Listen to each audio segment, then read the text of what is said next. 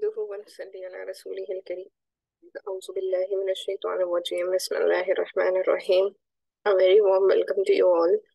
आज हमारी सीरत नबी सल्लल्लाहु अलैहि वसल्लम का लेक्चर नंबर 27 है। आज इंशाअल्लाह हम अपनी बात को आगे बढ़ाएंगे। गुज़िश्ता नशस्त में बात यहाँ तक पहुँची थी कि हमने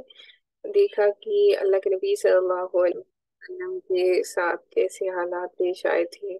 और उस वक्त के जो लोग थे यानी कुफार मुशरिकीन उनका क्या रवैया था। और आखिर में हमारी यहाँ तक बात पहुंची थी कि 11 नबी में आयशा रज़ियल्लाहु ताला अन्हा से अल्लाह के नबी सल्लल्लाहु अलैहि वसल्लम का निकाह हुआ था। इसका यहाँ पर जिक्र मिलता है। इसके बाद जो हम आज जो चैप्टर स्टार्ट करने लगे हैं वो है इसरा और मिराज। तो चूंकि हमने गम का साल देखा है ना, आमुल हुज़न जिसे कहा जाता है, तो आमुल हुज़न जो होता है उसे गम का साल इसीलिए कहा जाता है क्योंकि खदीजतुल कुबरा रज़ियल्लाहु ताला अन्हा और अबू तालिब जो आपके चचा थे, दोनों ही का इंतकाल हो गया था ना, दोनों ही का इंतकाल हो गया। तो इसी वजह से इनको यही बताया जाता है कि इस साल को गम का साल कहा जाता है क्योंकि अल्लाह के नबी सल्लल्लाहु अलैहि वसल्लम के बज़ाहिर जो दोनों सहारे थे वो इस दुनिया से पर्दा फरमा चुके थे। तो नबी सल्लल्लाहु अलैहि वसल्लम की दावत तबलीग अभी कामयाबी और जुल्म सितम के इस दरमियानी मरहले से गुजर रही थी और उफ़क़ की दूर दराज पहनाइयों में धुंधले तारों की झलक दिखाई पड़ना शुरू हो चुकी थी, यानी कि आसमान में तारे दिखाई देना शुरू कर चुके थे कि इसरा और मिराज का जो वाक़या है वो पेश आया। ये मेराज कब वाक़ई हुई इस बारे में तारीख लिखने वालों के अखवाल मुख्तलिफ हैं। तो कब कब ये पेश आए इसमें इख्तिलाफात हैं। तो ये कब कब पेश आए, इसके क्या क्या अखवाल मिलते हैं, चलिए हम उसे देख लेते हैं। जिस साल आप सल्लल्लाहु अलैहि वसल्लम को नबूवत दी गई उसी साल मेराज भी वाक़ई हुई, ये तबरी का कौल है। और नबूवत के 5 साल बाद मेराज हुई। इसे इमाम नववी और इमाम कुर्तुबी ने रजी करार दिया है, यानी कि इसको उतना ऑथेंटिक नहीं माना जाता। इसके बाद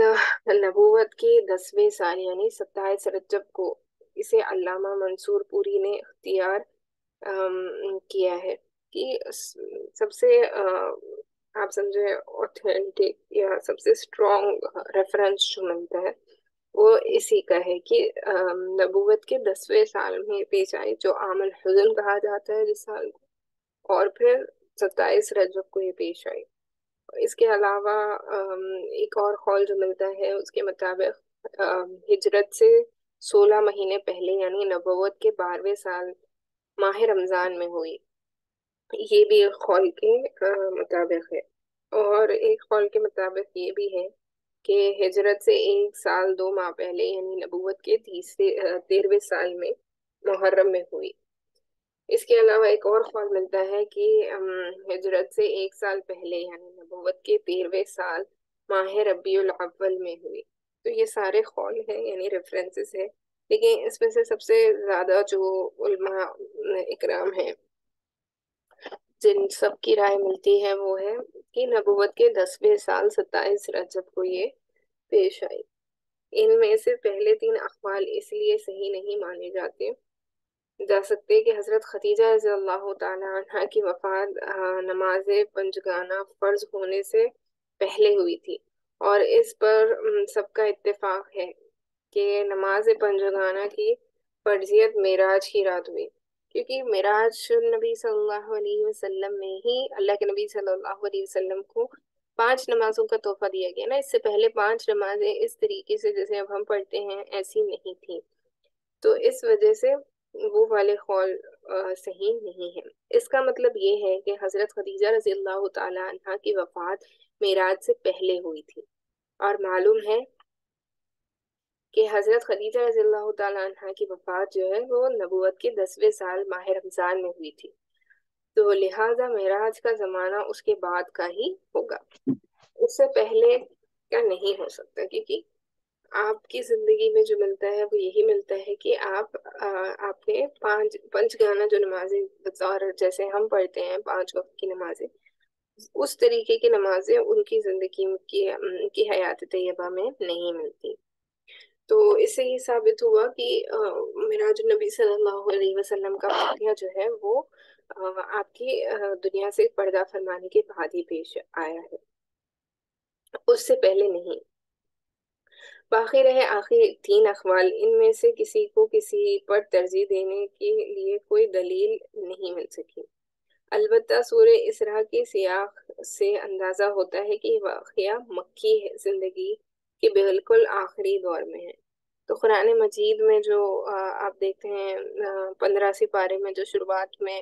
ہے کہ اللہ کے نبی صلی اللہ علیہ وسلم کو اللہ سبحانہ و تعالیٰ نے مسجد حرم سے لے کے مسجد الاقصی لے گئے، تو وہ جو سفر ہے اس کے بارے میں جو تفصیلات ملتی ہے تو اس سورے میں جو بیان کیا گیا ہے، تو یہ کیونکہ مکی سورہ ہے اور آخری مکی دور کا آخری سورہ مانا جاتا ہے، تو اس سمے اس کو لکھا گیا ہے، اس وقت سے اس کے بارے میں نازل ہوا ہے نا، تو اس وجہ سے یہ ثابت ہوتا ہے کہ یہ مکی دور کے آخر میں پیش آیا ہے۔ حدیث کے اماموں نے اس واقعے کی جو تفصیلات روایت کی ہیں،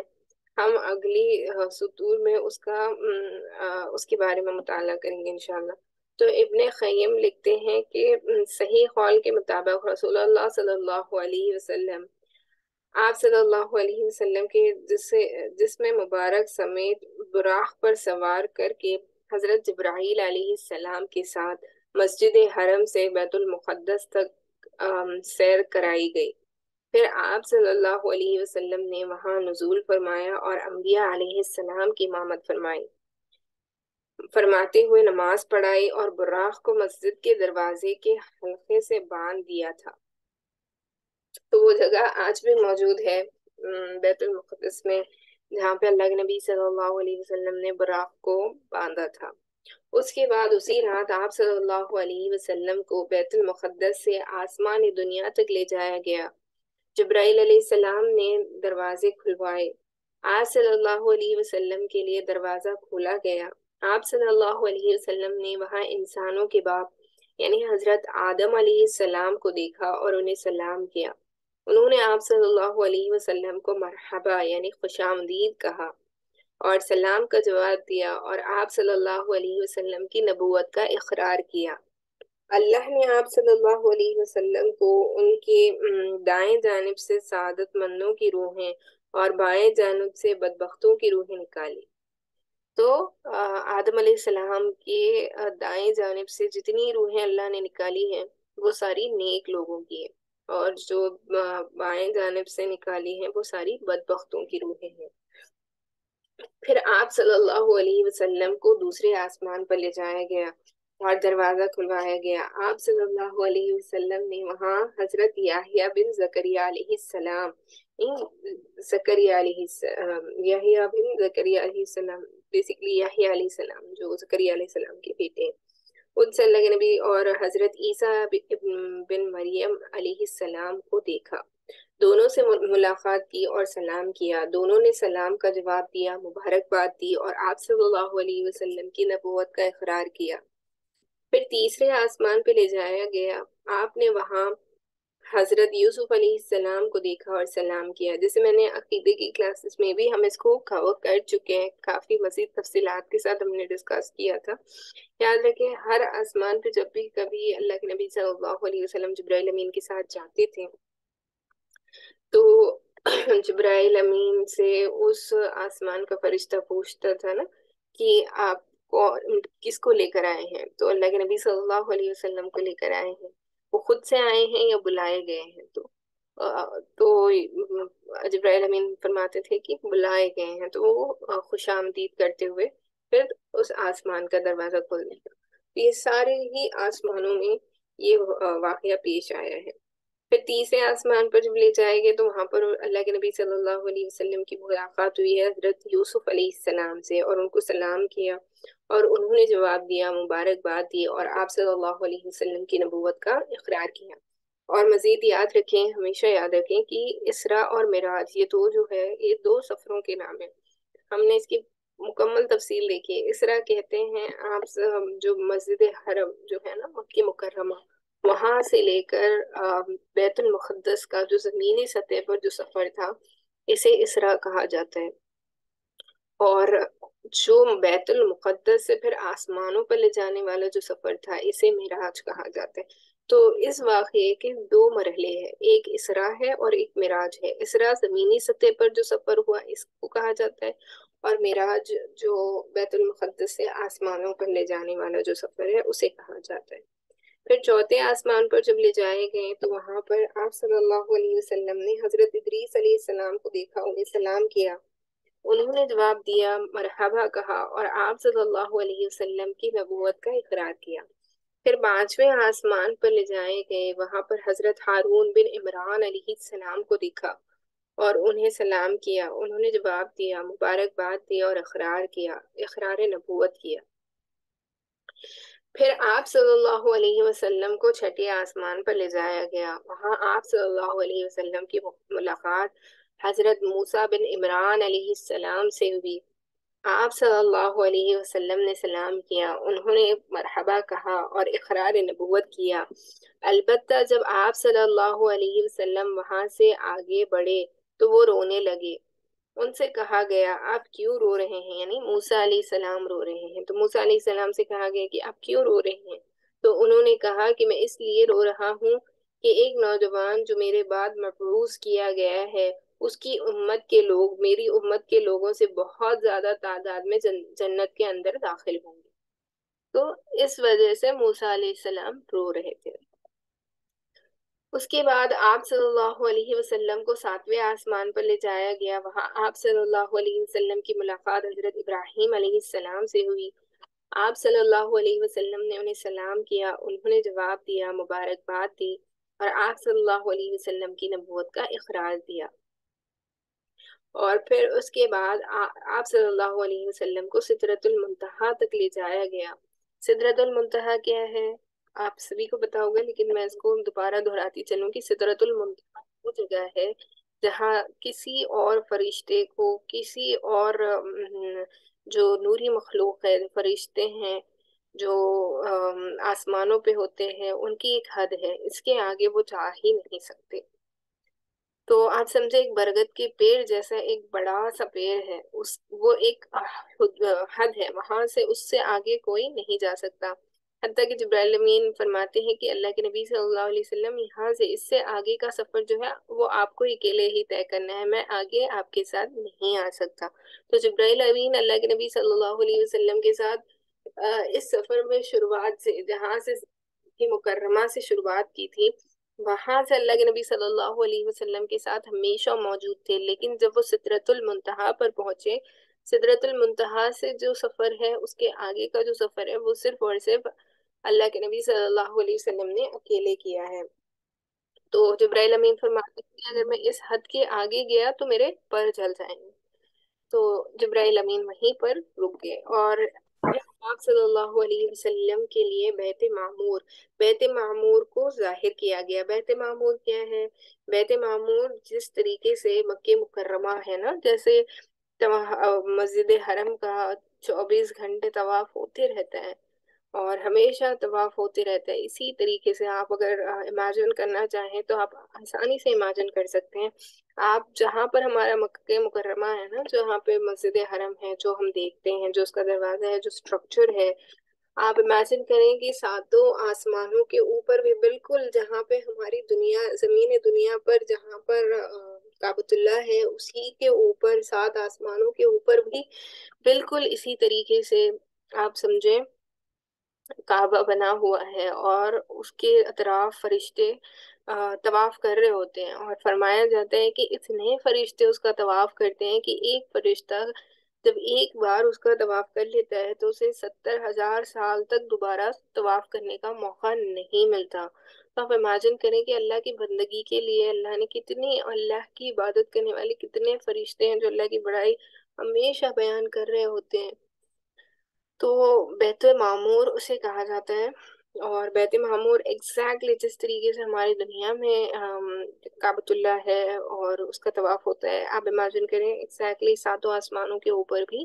سیم اسی طریقے سے بنا ہوا ہے اور فرشتے اس کا طواف کر رہے ہوتے ہیں، اسے بیت معمور کہا جاتا ہے۔ پھر خدائے جبار جل و جلالہ کے دربار میں پہنچائے گئے اور آپ صلی اللہ علیہ وسلم اللہ کے اتنے قریب ہوئے کہ 2 کمانوں کے برابر یا اس سے بھی کم فاصلہ رہ گیا۔ اس وقت اللہ تعالیٰ نے اپنے بندے پر وحی فرمائی، جو جو کچھ کی وحی فرمائی اور 50 وقت کی نمازیں فرض کی۔ تو سب سے پہلے اللہ کے نبی صلی اللہ علیہ وسلم کو 50 نمازیں دی گئی کہ اللہ سبحانہ و تعالیٰ نے فرمایا کہ آپ اپنی امت سے کہیں کہ 50 نمازیں آپ کو دی جاتی ہیں اور آپ ان 50 نمازوں کو پڑھنے کا اہتمام کیا کریں۔ ایک وقت کے لیے اگر ہم جس زندگی میں ہم گزار رہے ہیں، آپ امیجن کریں کہ اگر 50 نمازیں ہوتی تو ہمارا سارا دن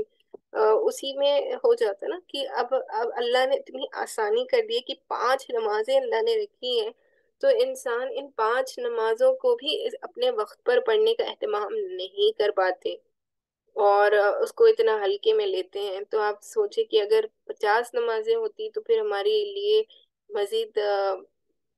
کتنی ہمیں اور مشقت کرنی پڑتی نا، لیکن اللہ کتنے غفور و رحیم ہیں۔ دیکھیں اللہ سبحانہ و تعالیٰ فرماتے ہیں کہ اگر میرے بندے اس 5 نمازوں کو ان کے وقت پہ پڑھتے ہیں تو کیونکہ اللہ نے تو 50 نمازیں طے کر دی تھی نا، تو اللہ ہمیں ہر 5 نماز پورے پڑھنے پر 50 نمازوں کا ہی ثواب دیتے ہیں۔ ثواب میں اللہ نے کوئی کمی نہیں کی، لیکن ہمارے لیے آسانی کر دی۔ تو جب اس کے بعد جب آپ صلی اللہ علیہ وسلم واپس ہوئے، یہاں تک کہ حضرت موسیٰ علیہ السلام کے پاس سے گزرے، تو انہوں نے پوچھا کہ آپ صلی اللہ علیہ وسلم کو کس چیز کا حکم دیا گیا۔ اس کے ساتھ ساتھ یہ بھی دہراتی چلوں کہ اللہ کے نبی صلی اللہ علیہ وسلم کو نمازوں کے ساتھ ساتھ اور 2 تحفے بھی دیے گئے تھے۔ اس کی تفصیل ہم نے گزشتہ عقیدے کے حوالے سے جب ہم نے اسراء اور معراج کی جو کلاس تھی اس میں بھی ہم نے دیکھی تھی۔ وہ اور 2 چیزیں کیا تھی، اس کی آگے بھی تفصیل آئے گی۔ وہ یہ تھی کہ سورہ بقرہ کی آخری 2 آیتیں اللہ نے بطور تحفہ وہاں پر اللہ کے نبی صلی اللہ علیہ وسلم کو عطا کی تھی، اور اللہ کے نبی صلی اللہ علیہ وسلم کو یہ بھی چیز عطا کی گئی کہ آپ کی امت میں سے جو کوئی بھی میرے پاس اس حال میں آئے گا کہ اس نے شرک نہیں کیا ہوگا تو میں اسے معاف کر دوں گا۔ تو گویا اللہ سبحانہ و تعالیٰ ہر گناہ کو معاف کر دیتے ہیں سوائے شرک کے، تو اللہ کے ساتھ کسی کو شریک نہیں ٹھہرانا چاہیے۔ تو یہ 2 اور چیزیں تھیں جو میں آپ سے بتانے لگی تھی۔ اس کے بعد جب اللہ کے نبی صلی اللہ علیہ وسلم موسیٰ علیہ السلام سے دوبارہ چھٹے آسمان پر ملے، تو موسیٰ علیہ السلام نے پوچھا کہ آپ صلی اللہ علیہ وسلم کو کس چیز کا حکم دیا گیا ہے؟ تو آپ صلی اللہ علیہ وسلم نے فرمایا کہ 50 نمازوں کا۔ انہوں نے کہا کہ آپ صلی اللہ علیہ وسلم کی امت اس کی طاقت نہیں رکھتی، اپنے پروردگار کے پاس واپس جائیے اور اپنی امت کی لیے تخفیف کا سوال کیجیے۔ تو آپ صلی اللہ علیہ وسلم نے حضرت جبرائیل علیہ السلام کی طرف دیکھا، گویا ان سے مشورہ لے رہے ہیں۔ انہوں نے اشارہ کیا کہ ہاں اگر آپ صلی اللہ علیہ وسلم چاہیں۔ اس کے بعد حضرت جبرائیل علیہ السلام آپ صلی اللہ علیہ وسلم کے ساتھ مجھے 1 منٹ دیجیے۔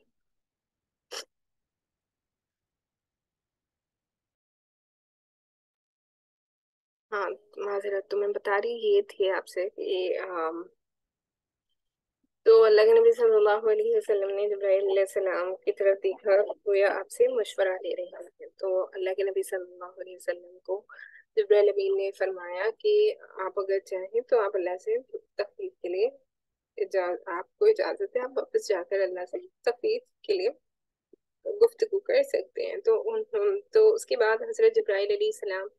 آپ صلی اللہ علیہ وسلم کو اللہ تبارک و تعالیٰ کے حضور لے گئے اور وہ اپنی جگہ تھے۔ بعض طرق میں صحیح بخاری کا لفظ یہی ہے، اس نے 10 نمازیں کم کر دی اور آپ صلی اللہ علیہ وسلم نیچے لائے گئے۔ جب موسیٰ علیہ السلام کے پاس سے گزرے گزر ہوا تو انہوں نے خبر دی، انہوں نے کہا آپ صلی اللہ علیہ وسلم اپنے رب کے پاس واپس جائیے اور تخفیف کا سوال کیجیے۔ اس طرح موسیٰ علیہ السلام اور اللہ عز و جل کے درمیان آپ صلی اللہ علیہ وسلم کی آمد و رفت برابر جاری رہی، یہاں تک کہ اللہ عز و جل نے صرف 5 نمازیں باقی رکھی۔ ایک قول کے مطابق یہاں پر جو بتایا جا رہا ہے کہ اللہ نے ایک ہی بار میں 10 نمازیں کم کی، لیکن بہت سے اقوال کے نزدیک یہ بھی بتایا جاتا ہے کہ 5 5 کی تعداد میں اللہ نے تخفیف فرمائی، اور جب صرف 5 نمازیں رہ گئی تو اللہ کے نبی صلی اللہ علیہ وسلم جب دوبارہ موسیٰ علیہ السلام کے پاس آئے تو اس کے بعد بھی موسیٰ علیہ السلام نے آپ صلی اللہ علیہ وسلم کو واپسی اور تخفیف کی درخواست کا مشورہ دیا، مگر آپ صلی اللہ علیہ وسلم نے فرمایا اب مجھے اپنے رب سے شرم محسوس ہو رہی ہے، میں اسی پر راضی ہوں اور سر تسلیم خم کرتا ہوں۔ یعنی اللہ کے نبی صلی اللہ علیہ وسلم کو اس بات کا بھی بڑے بتاتے ہیں علماء کرام کی ڈر تھا کہ کیونکہ 5 5 کی تخفیف ہو رہی تھی نا، تو اگر اب دوبارہ اللہ کے نبی صلی اللہ علیہ وسلم مزید تخفیف کے لیے جاتے تو یہ 5 نمازیں بھی ہٹا دی جاتی۔ تو اللہ کے نبی صلی اللہ علیہ وسلم نے کہا کہ نہیں، میں اسی میں راضی ہوں، اور آپ نے اس بات کو مان لیا اور آپ نے اس کو قبول کیا۔ پھر جب آپ صلی اللہ علیہ وسلم مزید کچھ دور تشریف لے گئے تو ندا آئی کہ میں نے اپنا فریضہ نافذ کر دیا اور اپنے بندوں سے تخفیف کر دی، یعنی اللہ سبحانہ وتعالیٰ کی طرف سے یہ ندا سنائی دی۔ اس کا مطلب یہ ہے کہ اللہ نے تخفیف کی ہے، لیکن اللہ نے جو ارادہ کیا تھا نا کہ 50 نمازیں ہمارے لیے اللہ نے طے کی تھی، تو اگر ہم ان 5 نمازوں کو ان کے وقت پر اچھی طریقے سے انشاءاللہ پڑھنے کا اہتمام کریں گے تو اللہ سبحانہ وتعالیٰ ہمیں 50 نمازوں کا ثواب عطا کریں گے۔ اس کے بعد ابن خیم نے اس بارے میں اختلاف ذکر کیا ہے کہ نبی صلی اللہ علیہ وسلم نے اپنے رب تبارک و تعالیٰ کو دیکھا یا نہیں۔ پھر امام ابن تیمیہ کی ایک تحقیق ذکر کی ہے جس کا حاصل یہ ہے کہ آنکھ سے دیکھنے کا سرے سے کوئی ثبوت نہیں ہے، نہ کوئی صحابی اس کا قائل ہے، اور ابن عباس کے مطلقاً دیکھنے اور دل سے دیکھنے کی جو 2 قول منقول ہیں ان میں سے پہلا دوسرے کے خلاف نہیں ہے۔ اس کے بعد امام ابن قیم لکھتے ہیں کہ سورہ نجم میں اللہ تعالیٰ کا جو یہ ارشاد ہے کہ ثم دنا فتدلی، پھر وہ نزدیک آیا اور قریب تر ہو گیا، یعنی یہ جو آیت ہے یہ بتایا جاتا ہے کہ اسراء اور معراج کا جو یہ واقعہ ہے اسی کے متعلق ہے، تو اس کی قربت کے علاوہ ہے جو معراج کے واقعے میں حاضر ہوئی تھی، کیونکہ سورہ نجم میں جس قربت کا ذکر ہے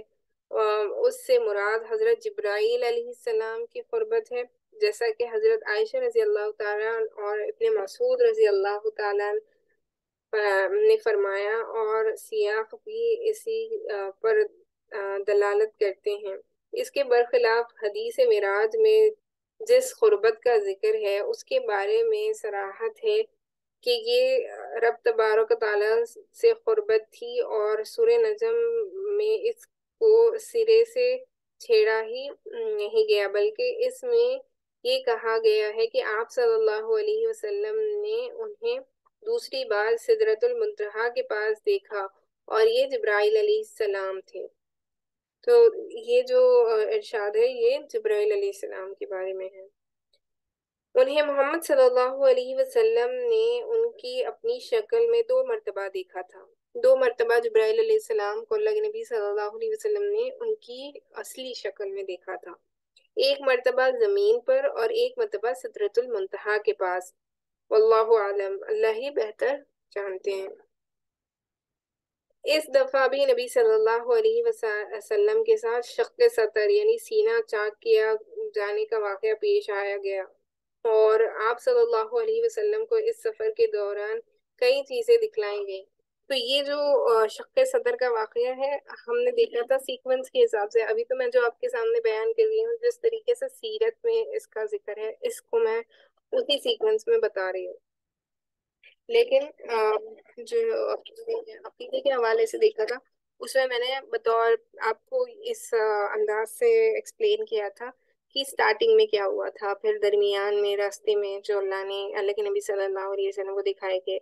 اس کے بعد ہم نے پھر معراج کا جو سفر تھا اس کا ذکر کیا تھا. تو یہ جو شق صدر کا واقعہ ہے نا، سینہ چاک کر دینے کا اور زمزم کے پانی سے دھونے کا، تو یہ واقعہ سفر شروع ہونے سے پہلے ہوا ہے. اور شق صدر زمزم کے پانی سے جنت سے ایک پیالہ لایا گیا تھا، اس میں اللہ کے نبی صلی اللہ علیہ وسلم کے دل مبارک کو نکالا گیا اور زمزم کے پانی سے اس کو صاف کیا گیا، اور دوبارہ اللہ کے نبی صلی اللہ علیہ وسلم کے دل مبارک کو اسی جگہ پر رکھ کر سیا گیا. اللہ کے نبی صلی اللہ علیہ وسلم کے سینے مبارک پر گویا ایسے معلوم ہوتا تھا نشان تھے، بس جیسے اب سرجری ہوتی ہے اسٹچز دیتے ہیں تو کیسے نشان رہتے ہیں نا اسٹچز کے، اس طریقے سے اللہ کے نبی صلی اللہ علیہ وسلم کے سینے مبارک پر بھی شق صدر کی وجہ سے نشانات دکھائی دیتے تھے. تو آپ صلی اللہ علیہ وسلم پر دودھ اور شراب پیش کیا گیا تھا. یہ کہاں پر پیش کیا تھا؟ بیت المقدس میں. جب آسمانوں پر لے جانے کا جو سفر ہے نا، اس سے پہلے اللہ کے نبی صلی اللہ علیہ وسلم کو دودھ اور شراب پیش کیا گیا تھا. آپ صلی اللہ علیہ وسلم نے دودھ اختیار فرمایا تھا، اور اس پر آپ صلی اللہ علیہ وسلم سے کہا گیا کہ آپ صلی اللہ علیہ وسلم کو فطرت کی راہ بتائی گئی. یہ آپ صلی اللہ علیہ وسلم نے فطرت پالی. اور یاد رکھیے کہ اگر آپ صلی اللہ علیہ وسلم نے شراب لی ہوتی تو آپ صلی اللہ علیہ وسلم کی امت جو ہے وہ گمراہ ہو جاتی. تو اللہ کے نبی صلی اللہ علیہ وسلم نے جب دودھ نوش فرمایا تو یہ فرمایا گیا کہ آپ کی امت کو گمراہی سے بچا لیا گیا. اگر آپ شراب نوش فرماتے تو گویا آپ کی امت گمراہ ہو جاتی. تو آپ صلی اللہ علیہ وسلم نے جنت میں 4 نہریں دیکھی، 2 ظاہری اور 2 باطنی. ظاہری نہریں جو تھی وہ نیل و فرات تھیں. اس کا مطلب غالباً یہ ہے کہ آپ صلی اللہ علیہ وسلم کی رسالت نیل و فرات کی شاداب وادیوں کو اپنا وطن بنائیں گی. تو یہ 2 جگہوں کے نام ہیں غالباً، کہ اللہ کے نبی صلی اللہ علیہ جنت میں 2 نہریں ہیں، تو وہاں پر سبز شاداب جگہوں پر اللہ کے نبی صلی اللہ علیہ وسلم کو رکھا جائے گا، اور آپ کے ماننے والوں کو بھی رکھا جائے گا. تو یہاں یعنی یہاں کے باشندے نسل مسلمان ہوں گے. یہ نہیں کہ ان دونوں نہروں کے پانی کا منبع جنت میں ہے، واللہ عالم. تو اس کا یہاں پہ ذکر ملتا ہے. اس کے بعد آپ صلی اللہ علیہ وسلم نے مالک یعنی دروگاہ جہنم کو بھی دیکھا. جو دروگاہ جہنم یعنی آپ سمجھے مینیجر سمجھ سکتے ہیں آپ. دروگاہ اسے کہا جاتا ہے جو کیئر ٹیکر ہوتا ہے. داروگا جو ہوتا ہے نا وہ کیئر ٹیکر ہوتا ہے. تو جہنم کا جو کیئر ٹیکر ہے ان کا نام ملتا ہے مالک. تو اللہ کے نبی صلی اللہ علیہ وسلم نے ان کو بھی دیکھا. وہ ہنستا نہ تھا اور نہ اس کے چہرے پر خوشی اور بشاہت تھی. آپ صلی اللہ علیہ وسلم نے جنت و جہنم دونوں کو دیکھا. اللہ کے نبی صلی اللہ علیہ وسلم کو جنت اور جہنم دونوں ہی دکھائے گئے. آپ صلی اللہ علیہ وسلم نے ان لوگوں کو بھی دیکھا جو یتیموں کا مال ظلم کر کے کھا جاتے تھے. ان کے ہونٹ اونٹ کے ہونٹوں کی طرح تھے اور وہ اپنے منہ میں پتھر کے ٹکڑوں جیسے انگارے ٹھوس رہے تھے جو دوسری جانب سے ان کے پخانے کے راستے سے نکل رہے تھے. تو آپ دیکھیں کس طریقے کا ان کو عذاب دیا جا رہا تھا. جو یتیموں کا مال کھا لیتے ہیں نا، ان کو کس طریقے سے عذاب دیا جا رہا ہے کہ وہ ان کے سب سے پہلے تو ہونٹ اونٹ کے ہونٹوں کی طرح موٹے موٹے، ان کے ہونٹ بالکل اونٹ کی طرح کر دیے گئے، اور پھر وہ اپنے منہوں میں پتھر کے ٹکڑوں کے جیسے انگار کے ڈلے ڈال رہے ہیں، اور پھر وہ انگار کے ڈلے ان کے جسم کو بھونتے ہوئے جس طریقے سے پکانے کا راستے سے نکل جاتا ہے اسی طریقے سے وہ انگار کے ڈلے ان کو جلاتے ہوئے نکل رہے ہیں. تو گویا یہ عذاب ان کو دیا جا رہا تھا. آپ صلی اللہ علیہ وسلم نے سود خوروں کو بھی دیکھا، جو انٹرسٹ لیتے اور دیتے ہیں نا، سود خور جو ہوتے ہیں، ان کے پیٹ اتنے بڑے بڑے تھے کہ وہ اپنی جگہ سے ادھر ادھر نہیں ہو سکتے تھے، اور جب آل فرعون کو آگ پر پیش کرنے کے لیے لے جایا جاتا تو ان کے پاس سے گزرتے وقت انہیں رونتے ہوئے جاتے تھے، رونتے ہوئے یعنی ان کو کچلتے ہوئے جاتے تھے۔ اور آپ صلی اللہ علیہ وسلم نے زناخاروں کو بھی دیکھا، ان کے سامنے تازہ اور فربا گوشت تھا، اور اس کی پہلو سڑا ہوا چچڑا بھی تھا۔ یہ لوگ تازہ اور فربا گوشت چھوڑ کر سڑا ہوا چچڑا جو ہوتا ہے نا وہ کھا رہے تھے۔ تو یہ وہ لوگ ہیں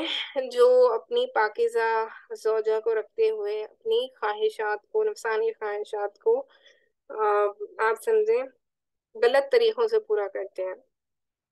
جو زنا کرتے ہیں، تو ان کو اس طریقے سے عذاب دیا جا رہا ہے۔ اور آپ صلی اللہ علیہ وسلم نے ان عورتوں کو دیکھا جو اپنے شوہروں پر دوسروں کی اولاد داخل کرتی تھیں، یعنی آپ سمجھ سکتے ہیں کہ وہ یعنی دوسروں سے زنا کے ذریعے حمل ہوتی ہیں، لیکن لا علمی کی وجہ سے بچہ ان کے شوہر کا سمجھا جاتا ہے، اور آپ صلی اللہ علیہ وسلم نے انہیں دیکھا کہ ان کے سینوں میں بڑے بڑے تیڑے کانٹے چبا کر انہیں آسمان و زمین کے درمیان لٹکا دیا گیا ہے۔ اللہ سبحانہ وتعالیٰ تمام امت کے ان سارے عذابوں سے محفوظ رکھے، ہم تمام کو محفوظ رکھے۔ آج صلی اللہ علیہ وسلم آتے جاتے ہوئے اہل مکہ کا ایک قافلہ بھی دیکھا، انہیں ان کا ایک اونٹ بھی بتایا جو بھٹک کر بھاگ گیا تھا۔ آپ صلی اللہ علیہ وسلم نے ان کا پانی بھی پیا جو ایک ڈھکے ہوئے برتن میں رکھا تھا۔ اس وقت قافلہ سو رہا تھا، پھر آپ صلی اللہ علیہ وسلم نے اسی طرح برتن ڈھک کر چھوڑ دیا، اور یہ بات معراج کی صبح آپ صلی اللہ علیہ وسلم کے دعویٰ کی صداقت کی ایک دلیل ثابت ہوئی۔ تو اللہ کے نبی صلی اللہ علیہ وسلم جب واپس آ رہے تھے نا اس سفر سے، تو اللہ کے نبی صلی اللہ علیہ وسلم نے اہل مکہ کا جو ہے ایک قافلہ جو ابھی مکے میں داخل نہیں ہوا تھا لیکن انہیں دیکھا تھا، اور ان کی اونٹ ایک جو بھٹک گئی تھی اس کے بارے میں بھی دیکھا تھا، اور اللہ کے نبی صلی اللہ علیہ وسلم نے اگلی صبح جب معراج کے واقعے کے بارے میں بتایا تو کفار و مشرکین آپ کے اس واقعے کو سچ نہیں مانتے تھے نا، تو یہ جو اللہ کے نبی صلی اللہ علیہ وسلم نے اس قافلے کو دیکھا تھا، اس کے بارے میں بتایا، تو گویا یہ سچ ثابت ہوا کہ وہ قافلہ اسی وقت مکہ مکرمہ میں داخل ہوا جب اللہ کے نبی صلی اللہ علیہ وسلم نے بتایا تھا، اور جو جو چیزیں اللہ کے نبی صلی اللہ علیہ وسلم نے اس قافلے کی دیکھی تھی کہ ان کی اونٹ آپ سمجھیں جو بھٹک گئی تھی، وہ بھٹک کر بھاگ گئی تھی، اس کے بارے میں بھی اللہ نے کہ نبی صلی اللہ علیہ وسلم نے بتایا، اور وہ پانی جس سے اللہ کے نبی صلی اللہ علیہ وسلم برتن جس سے پانی پیا تھا اس کے بارے میں بھی بتایا، تو یہ دلیل کے طور پہ ثابت ہوا۔ پھر اب علامہ ابن قیم فرماتے ہیں کہ جب رسول اللہ صلی اللہ علیہ وسلم نے صبح کی اور اپنی قوم کو ان بڑی بڑی نشانیوں کی خبر دی جو اللہ عز و جل نے آپ صلی اللہ علیہ وسلم کو دکھلائی تھی، تو قوم کی تکذیب اور اذیت و ضرار رسانی میں اور شدت آ گئی، یعنی کہ اتنی وہ پہلے سے ہی اذیت دیتے تھے، اللہ کے نبی صلی اللہ علیہ وسلم کی باتوں کو جھٹلاتے تھے، اب مزید دنیا کی جو زندگی ہے وہاں سے آسمانوں تک کا سفر، اور آپ سمجھیں گویا بتایا جاتا ہے کہ یہ جب سفر پیش آیا نا، گویا اللہ سبحانہ تعالیٰ نے دنیا کو سٹینڈ سٹل کر دیا تھا، کیونکہ اللہ کے نبی صلی اللہ علیہ وسلم جہاں پر رکے ہوئے تھے نا ام ہانی رضی اللہ تعالیٰ عنہ کے گھر پہ، آپ کی چچیری بہن، جہاں پر آپ رکے ہوئے تھے، علی رضی اللہ تعالیٰ عنہ کی بہن ام ہانی رضی اللہ تعالیٰ عنہ کے مکان پر تھے، تو وہ جو آپ سمجھیں پہلے زمانے میں جو دروازوں پر دستک دینے کے لیے جو ہوتا تھا نا، وہ کنڈی جیسے کہتے ہیں، وہ ابھی ہل ہی رہی تھی، اتنے میں اللہ کے نبی صلی اللہ علیہ وسلم کا یہ تمام سفر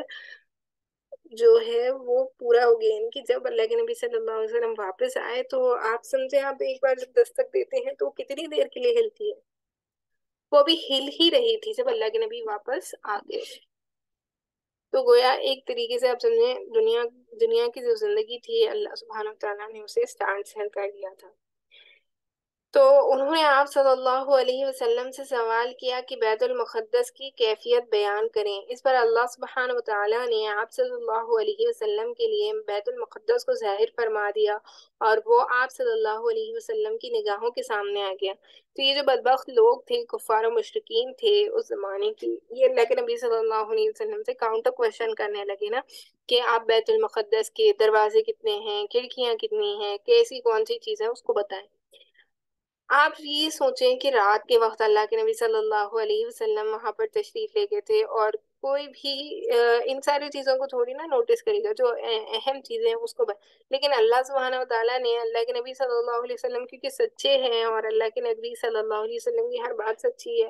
تو گویا اللہ کے نبی صلی اللہ علیہ وسلم کی آنکھوں کے سامنے اللہ سبحانہ وتعالیٰ نے بیت المقدس کو اس طریقے سے ظاہر کر دیا کہ وہ مکہ مکرمہ میں رہتے ہوئے بیت المقدس کو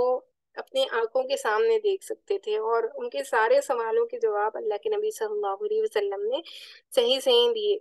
اور ان میں سے ایسے لوگ تھے نا، بہت سارے کفار مشرکین جو تجارت کے لیے وہاں جایا آیا کرتے تھے، تو ان کو ساری ہی چیزیں پتہ تھی۔ چنانچہ آپ صلی اللہ علیہ وسلم نے قوم کو اس کی نشانیاں بتلانا شروع کی اور ان سے کسی بات کی تردید نہ بن پڑی۔ آپ صلی اللہ علیہ وسلم نے جاتے اور آتے ہوئے ان کے قافلے سے ملنے کا بھی ذکر فرمایا اور بتلایا کہ اس کی آمد کا وقت کیا ہے۔ آپ صلی اللہ علیہ وسلم نے اس اونٹ کی بھی نشاندہی کی جو قافلے کے آگے آگے آ رہی تھی۔ پھر جیسا کچھ آپ صلی اللہ علیہ وسلم نے بتایا تھا ویسا ہی ثابت ہوا، لیکن ان سب کے باوجود ان کی نفرت میں اضافہ ہی ہوا۔ ساری دلائل کو دیکھنے کے بعد بھی، ساری چیزوں کو، ساری نشانیوں کو دیکھنے کے بعد بھی وہ ایمان نہیں لائے،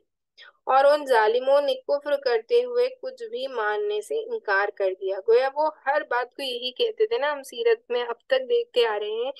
جب کبھی اللہ کے نبی صلی اللہ علیہ وسلم کسی بات کے بارے میں بتاتے یا کسی بھی چیز کے بارے میں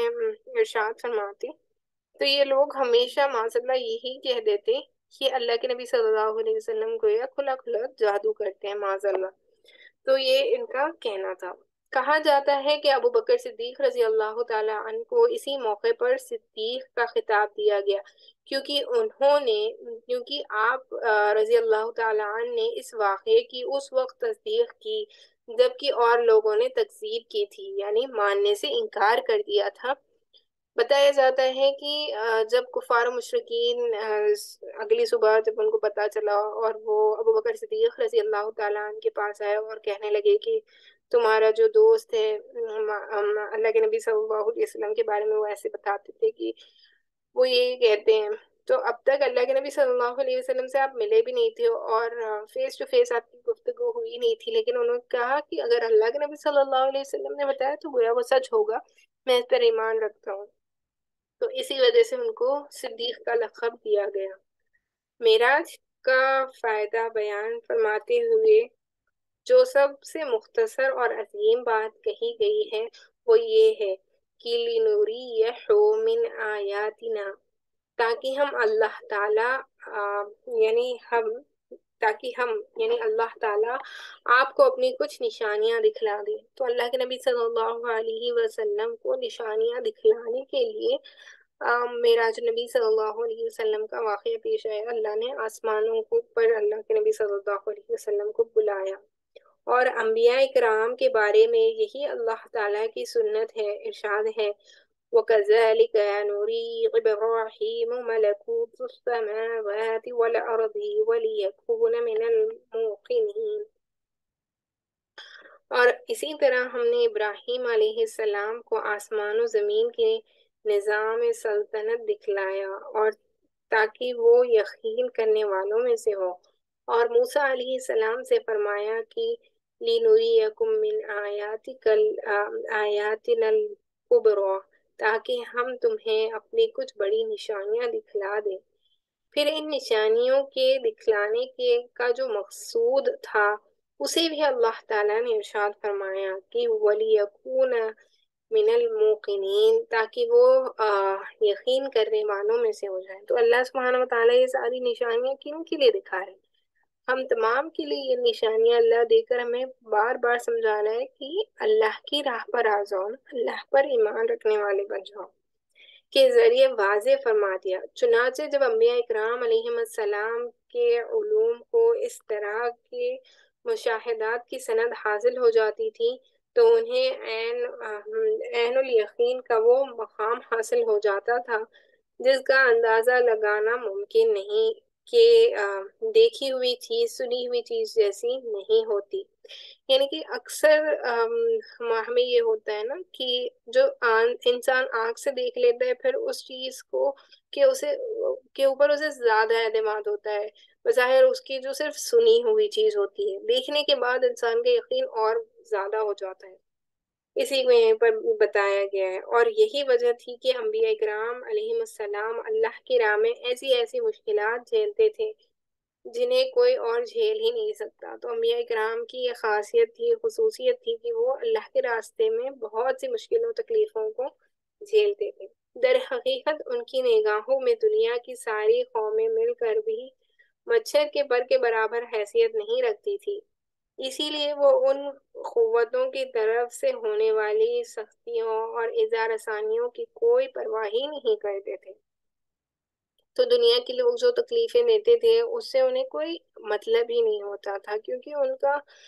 سارا فوکس آخرت پہ، اللہ سبحانہ وتعالیٰ کی ذات بابرکت پہ، اس کو راضی کرنے پر ہی ہوتا تھا نا۔ تو اس واقعہ معراج کو جزیت کے پس پرسہ مزید جو حکمتیں اور اسرار کر فرما تھی، ان کی بحث کا اصل مقام اسرار صریحت کی کتابیں ہیں۔ یعنی اللہ سبحانہ وتعالیٰ نے اس واقعے کے ذریعے سے ہم تمام انسانوں کو بہت ساری چیزیں بتائیں نا، جیسے کہ اللہ کے نبی صلی اللہ علیہ وسلم کو جہنم اور جنت دکھائی گئی، جہنم میں ان لوگوں کا ذکر کیا گیا کہ جن کو الگ الگ طریقے سے عذاب دیا جا رہا تھا۔ اس کی مزید مطلب یہاں پر جو جو چیزیں ہم نے دیکھی، اور بھی ایک دو عذابوں کے بارے میں غالباً مجھے جہاں تک یاد آ رہے ہیں عقیدے کے حوالے سے جو ہماری سیشن ہوا تھا، انشاءاللہ میں اس کو لنک کر دوں گی، اس میں آپ سن لیجیے گا دوبارہ اگر آپ نے سلسلے میں نہیں سنا ہے تو۔ اس میں بھی ہم نے بڑی تفصیل سے اس کو دیکھا تھا، تو اسی کو یہاں پہ بتایا جا رہا ہے کہ اس واقعے کے ذریعے سے اللہ سبحانہ وتعالیٰ نے ہم تمام کے لیے بہت ساری چیزوں کو واضح کر دیا۔ البتہ چند موٹے موٹے حقائق ایسے ہیں جو اس مبارک سفر کے سرچشموں سے پھوٹ کر سیرت نبوی صلی اللہ علیہ وسلم کے گلشن کی طرف رواں دفاع رہیں، اس لیے یہاں مختصراً انہیں قلم بند کیا جا رہا ہے، یعنی اس کے بارے میں یہاں پہ لکھا گیا ہے۔ آپ دیکھیں گے کہ اللہ تعالیٰ نے سورہ اسراء میں اسراء کا واقعہ صرف ایک آیت میں ذکر کر کے کلام کا رخ یہود کی سیاہ کاریوں اور جرائم کے بیان کی جانب موڑ دیا ہے، پھر انہیں آگاہ کیا ہے کہ یہ قرآن اس راہ کی ہدایت دیتا ہے جو سب سے سیدھی اور صحیح راہ ہے۔ قرآن مجید جب ہم پڑھتے ہیں تو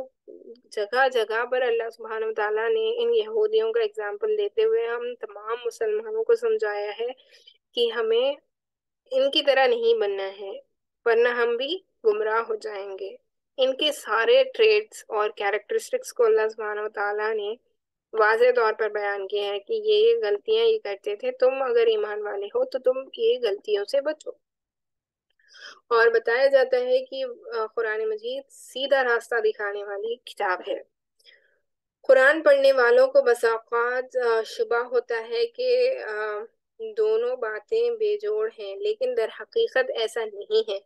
بلکہ اللہ تعالیٰ اس علوم کے ذریعے یہ اشارہ فرما رہے ہیں کہ اب یہود کو نوع انسانی کی قیادت سے مذہول کیا جانے والا ہے، یعنی کہ ان سارے یہود جو اللہ کے ساتھ شریک ٹھہراتے تھے، قرآن مجید کو نہیں مانتے تھے، اللہ کا کلام نہیں مانتے تھے۔ آپ دیکھیں گے اسراء کا جو سورہ ہے اس میں ایک ہی آیت میں اسراء کے واقعے کے بارے میں بیان کیا گیا، لیکن باقی کے تمام سورہ میں آپ دیکھیں گے کہ ان یہودیوں کی بدماشیوں اور ان کے جو سیاہ کاریاں تھیں انہی کے بارے میں ذکر ہے، اور اس کے ذریعے سے اللہ ہم تمام کو رہنمائی فرما رہے ہیں نا۔ تو یہاں پہ یہی فرمایا گیا کہ یہ جو یہودی ہیں ان کو اللہ سبحانہ و تعالیٰ نے دنیا میں بھی ذلت نصیب کی اور آخرت میں بھی وہ جہنم میں جانے والے ہوں گے، کیونکہ انہوں نے ایسے ایسے جرائم کا ارتکاب کیا ہے جن سے ملوث ہونے کے بعد انہیں اس منصب پر باقی نہیں رکھا جا سکتا، یعنی کہ انہیں ہدایت نصیب ہی نہیں ہو سکتی۔ اللہ نے ان کے دلوں پر، آنکھوں پر، کانوں پر مہر لگا دی ہے نا، کہ نہ تو وہ سن سکتے ہیں، دیکھ سکتے ہیں، نہ سمجھ سکتے ہیں۔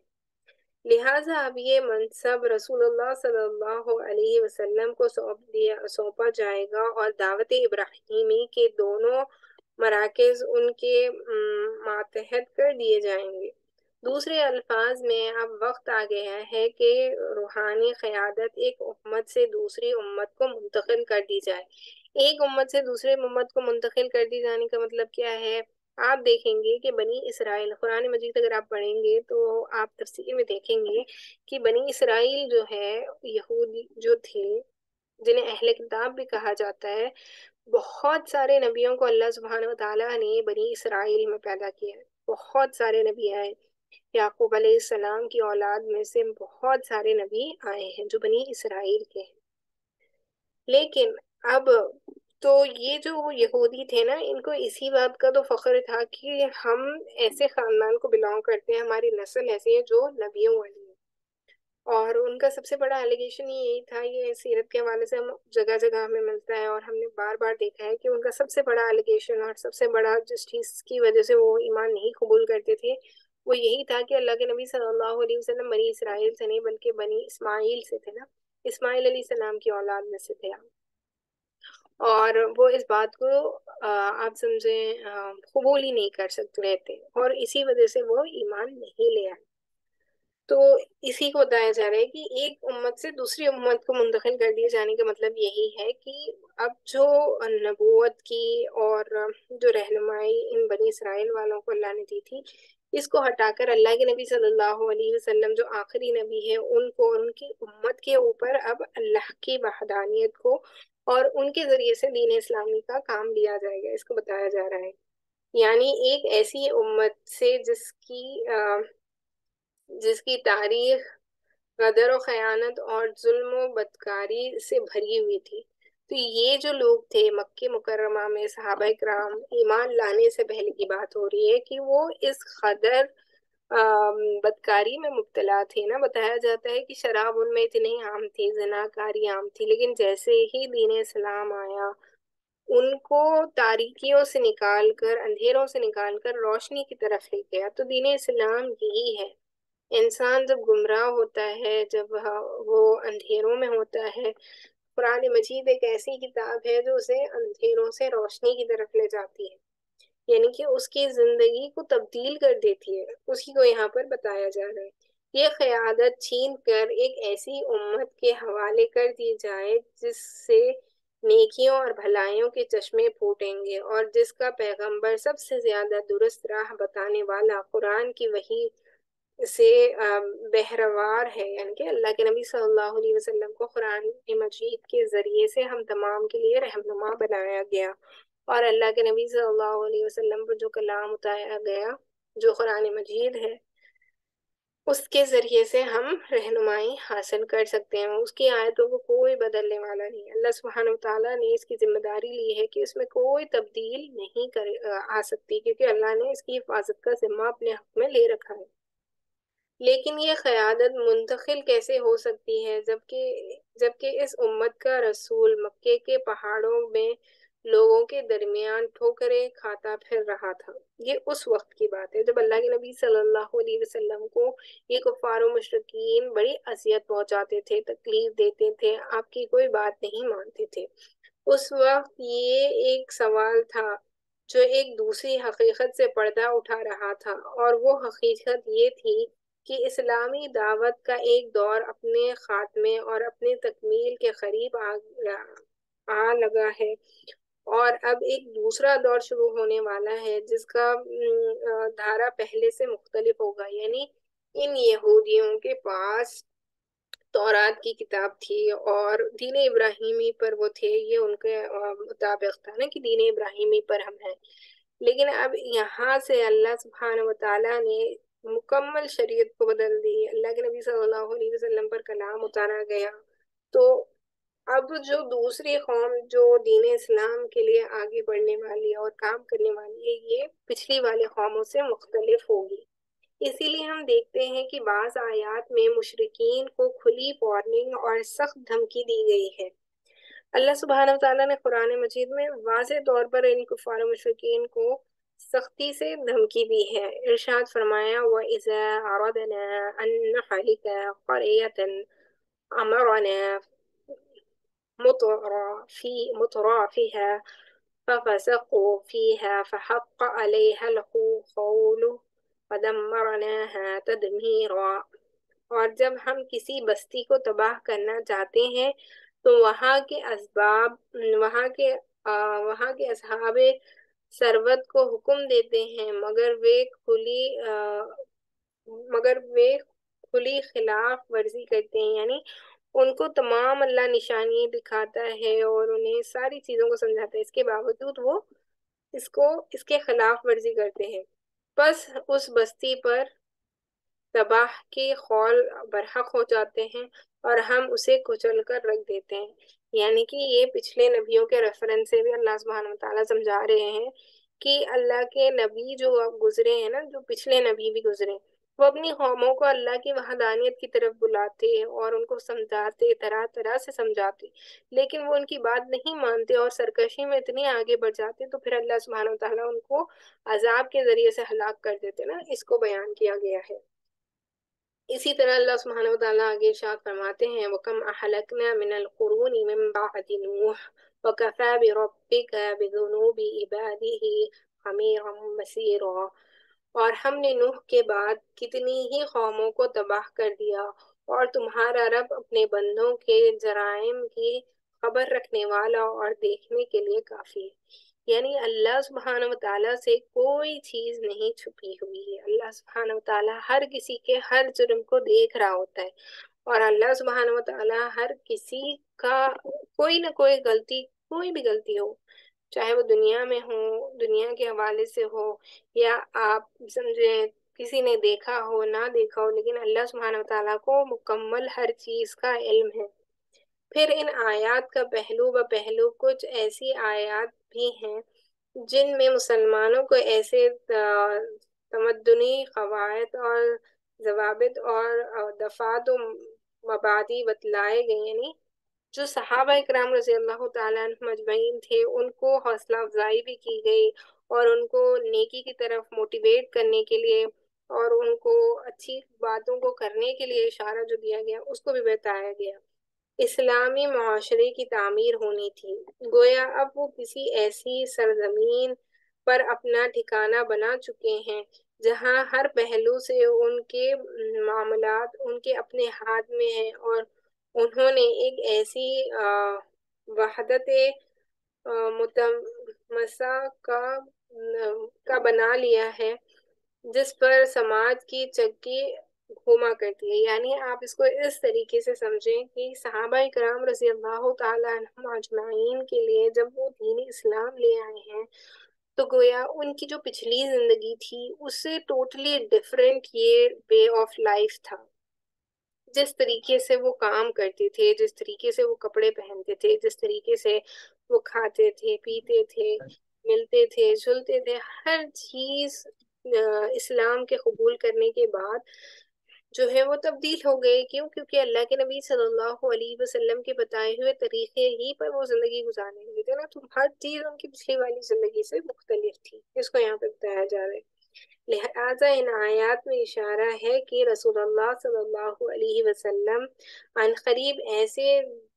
ایسے جائے پناہ اور امنگاہ پا لیں گے جہاں آپ صلی اللہ علیہ وسلم کے دین کو استقرار نصیب ہوگا۔ یعنی کہ یہاں پر صحابہ اکرام رضی اللہ تعالیٰ عنہم اجمعین کو موٹیویٹ بھی کیا جا رہا ہے، تسلی بھی دی جا رہی ہے، اللہ کے نبی صلی اللہ علیہ وسلم کو بھی تسلی دی جا رہی ہے کہ ایک وقت ایسا بھی آئے گا جب آپ ہی کو قوت حاصل ہوگی اور آپ ان کفار و مشرکین پر غالب ہوں گی۔ اس کو یہاں پہ بتایا گیا۔ یہ اسراء و معراج کے بابرکت واقعہ ہے کہ تہ میں پوشیدہ حکمتوں اور راز ہیں۔ سربستہ میں سے ایک ایسا راز ہے اور ایک ایسی حکمت ہے جس کا